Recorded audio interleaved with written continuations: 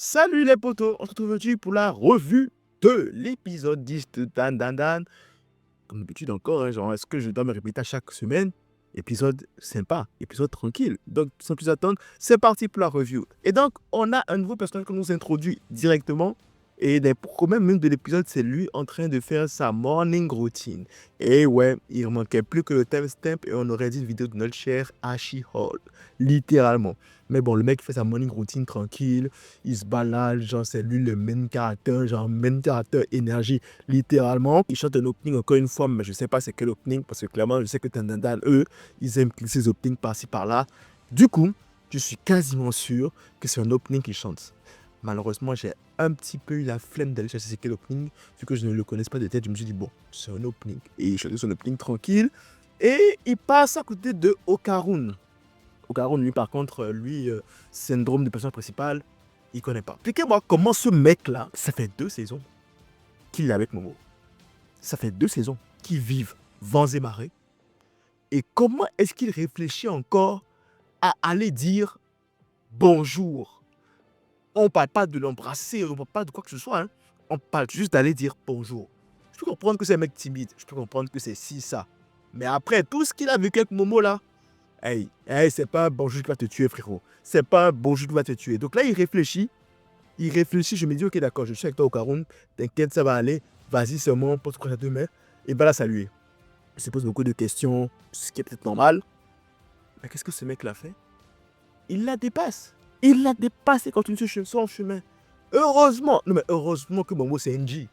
Heureusement que Momo c'est NG parce que Villa le rattrape encore de manière toute mignonne, cette Momo là, et lui dit, ah, t'es en retard, allons-y.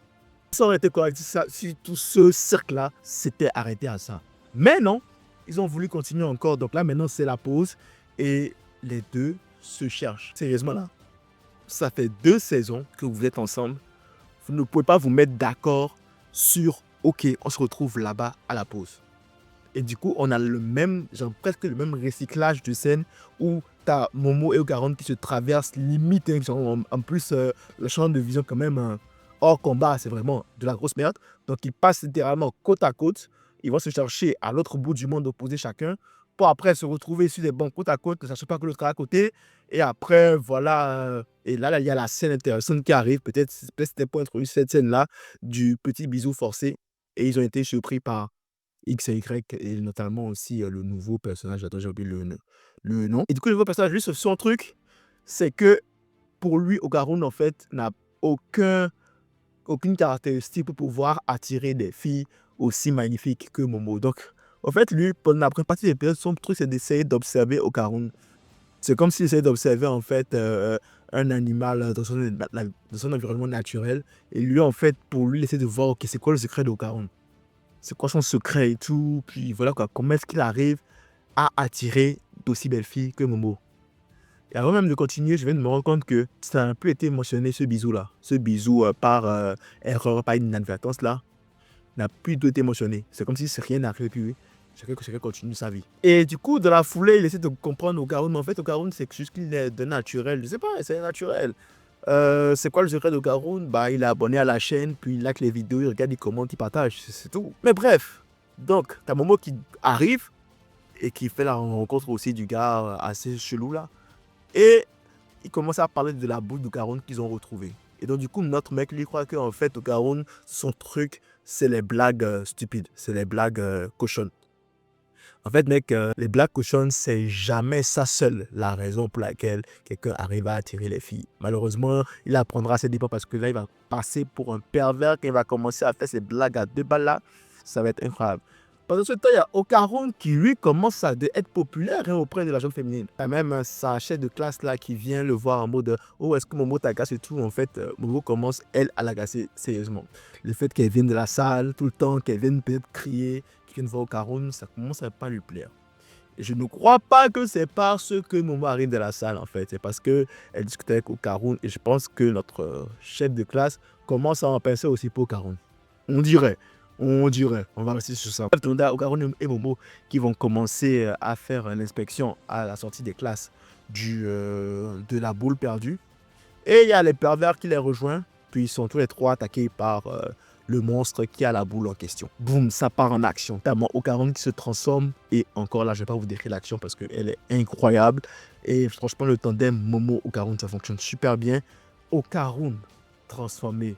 C'est vraiment, en fait, c'est vraiment le jour et la nuit, en fait. C'est vraiment Dr. Jekyll et Mr. Hyde entre Okarun transformé et Okarun normal. C'est fou.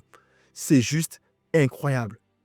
En fait, c'est malade, c'est juste fou. T'as le Okarun normal qui parfois se fait même bully, qui se fait genre tout petit, qui n'arrive même pas à dire bonjour. Et t'as l'autre Okarun transformé qui est vraiment en mode badass, qui est vraiment en mode genre relax, nonchalant limite. Genre, même pour parler à Momo, il dit Momo-chan. Ah, j'adore quand il dit Momo-chan, Momo-chan, c'est trop incroyable. Genre, le mec est trop relax, genre, rien ne lui fait peur en fait. Et c'est ça, donc, à un moment donné, grâce à l'aide de notre cher, je n'ai même pas encore retenu son nom, mais notre chère troisième personne, ils arrivent à découvrir comment abattre le mec, comment abattre le monstre du coup qui était un kaiju, qui peut-être est trompé de manga, je ne sais pas, mais ils ont réussi à trouver le moyen d'abattre le kaiju. Et là, je me suis posé la question de savoir, mais attends, vous avez abattu le kaiju, il est supposé avoir la boule de Okarun. Vous avez vu que la boule de Okarun est en lui. Est-ce que c'est moi qui suis con ou qui a manqué quelque chose? Mais pourquoi, à la fin, ils vont pas récupérer la boule sur le kaiju? Et ils sont là, relax et tout. Et là, bam, le kaiju triple, genre quadruple même en taille si tu veux. Et là, il devient vraiment genre avec la taille d'un vrai kaiju, quoi. Parce qu'avant, c'était un kaiju tout rikiki. Mais là, il a eu la taille vraiment d'un véritable kaiju. Et il est vraiment prêt à leur rentrer dedans. J'ai une taille imposante et tout. Je te demande, mais attends, comment est-ce qu'ils vont s'en sortir, en fait? Là, ces gars-là, ils affrontent un vrai truc. Mais après, c'est vrai que ça va affronter le crabe en début de première saison, là. Donc là, ils vont encore réaffronter un mec ultra gigantesque, un kaiju, pardon, ultra gigantesque.